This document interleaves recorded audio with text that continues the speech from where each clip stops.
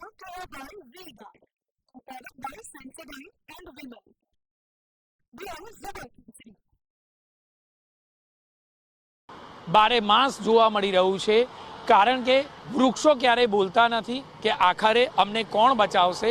પાંજરાપોળ junction પર પણ આ જ પ્રકારની સ્થિતિ જોવા મળી રહી છે. કેટલાક સ્થાનિકો છે કે જેઓએ રાત્રિ દરમિયાન વિરોધ કર્યો અને ઊભી પૂંછડીએ જે વૃક્ષ કાપવા માટે આવેલા વ્યક્તિઓ હતા તેમણે ભાગવું પડ્યું. કેટલાક લોકો સાથે વાત કરીએ.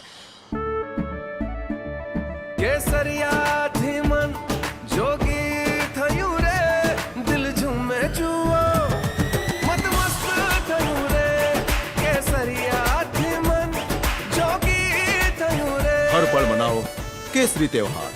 विमल, बोलो जुबान केसरी. શું માંગણી છે આપની? કયા પ્રકારે જે વૃક્ષોનું નિકંદન નીકળી રહ્યું છે, કયા પ્રકારના દ્રશ્યો જોયા? અમે કાલે આવ્યા હતા રાત્રે 11:15 વાગ્યાની આસપાસ, ત્યારે 2 ઝાડ એ લોકોએ ઓલરેડી કાપી દીધા હતા અને ત્રીજું ઝાડ કાપવાની તૈયારીમાં હતા. અમારા દ્વારા પૂછવામાં આવ્યું કે તમે શેના માટે અને કોની પરમિશનથી આ ઝાડ કાપો છો. તેમણે એવું કીધું કે અમદાવાદ મ્યુનિસિપલ કોર્પોરેશને અમને કોન્ટ્રાક્ટ આપેલો છે અને અમે ઝાડ કાપી છે. તો અમે એમને એવું કીધું કે અમે અહીંયા વર્ષોથી રહીએ છીએ, તમારે અમને એટલીસ્ટ 15-20 દિવસ પહેલાં નોટિસ આપીને કંઈ જાણ કરવી જોઈતી હતી, અથવા અમારી જોડે મૌખિક રીતે વાત કરવી જોઈતી કે આટલા જૂના ઝાડ કાપવાની શું જરૂર પડી. તો એ લોકો એવું કીધું કે અહીંયા ઓવરબ્રિજ બને છે અને સર્વિસ રોડ માટે અમે ઝાડ કાપી રહ્યા છે. જેમ કે થોડા ટાઈમ પહેલાં છાપામાં વસ્તુ આવી ગઈ હતી કે આઈઆઈએમ અને એનઆઈડીના એક્સપર્ટ દ્વારા અહીંયા બ્રિજની પરમિશન એ લોકોએ નહોતું કીધું કે અહીંયા પાંજરાપોળથી આઈએમ બ્રિજ બનાવશો, એના કરતાં બેટર છે નહેરુનગરથી એલડી એન્જિનિયરિંગ સાઈડનો બ્રિજ બનાવશો, એ ટ્રાફિકની સમસ્યા વધારે હલ કરશે. આ વસ્તુ છાપામાં પણ આવી ગઈ હતી. આપણે એમને એ બી કીધું કે આ વસ્તુ તમે શેના માટે કરી રહ્યા છો. તમે કીધું મારી પાસે ઉપરથી ઓર્ડર છે ને અમને ઝાડ કાપવા બહુ જ જરૂરી છે. જેમ કે મોટાભાગના ઝાડ 50 કરતાં વધારે વર્ષ જૂના ઝાડ છે. શું માનવું છે બેન, જે રીતે વૃક્ષોનું નિકંદન નીકળી રહ્યું છે, આપની કયા પ્રકારની લાગણી?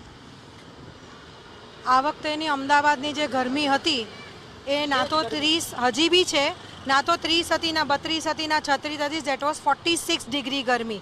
અને આ 46 ગરમીમાં આ જે ઝાડ છે એ જ આપણી રક્ષા કરે છે, એ જ આપણને. અને આ બીજું કંઈ નહીં, દે આર આ લીમડાના ઝાડ છે જે એક ફ્રેશ એર માટે બહુ જ સારા ઝાડ કહેવામાં આવે છે.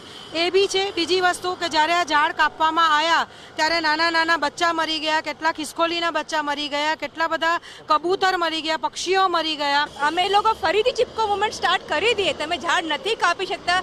2 વસ્તુ બહુ ખોટી હતી. એક તો તમે નોટિસ નથી આપ્યું કોઈને, અને પછી લેટ નાઇટ કેવી રીતે આવ્યા તમે? નાઇટ મેં તો પરમિશન નથી, સુપ્રીમ કોર્ટ કોઈ કોર્ટની ઓર્ડર જ નથી, કેમકે નાઇટ મેં તો બધા એનિમલ્સ ઘરમાં હોય, ખિસકોલીઓ ઘરમાં હોય, બર્ડ્સ ઘરમાં હોય. તમે ઝાડ કાપો તો બધા પડીને મરી ના જાય? એ કેટલી મરી પણ ગઈ.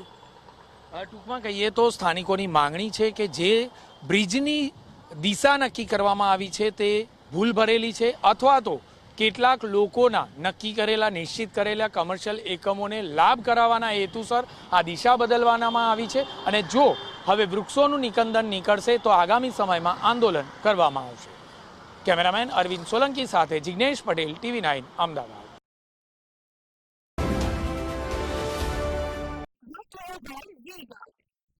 by Sensodyne and Vimal. We are Zebra.